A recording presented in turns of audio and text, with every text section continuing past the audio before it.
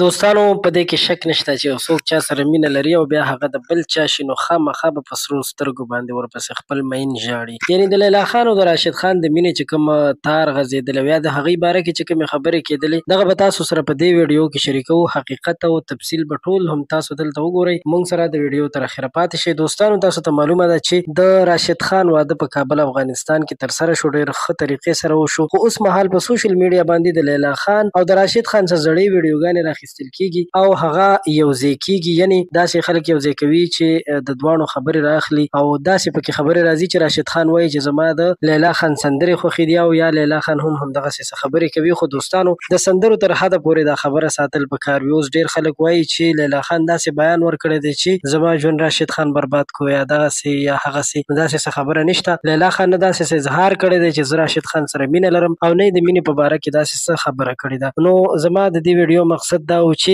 ځینې کسان داسې خبرو ته هوا ورکوي، نو په دې کې هېڅ حقیقت نشته دی. د ویډیو د کتلو مو یو جهان مننه. نور ویډیوګانو لپاره زموږ چینل ضرور سبسکرایب کړئ. د الله په امان.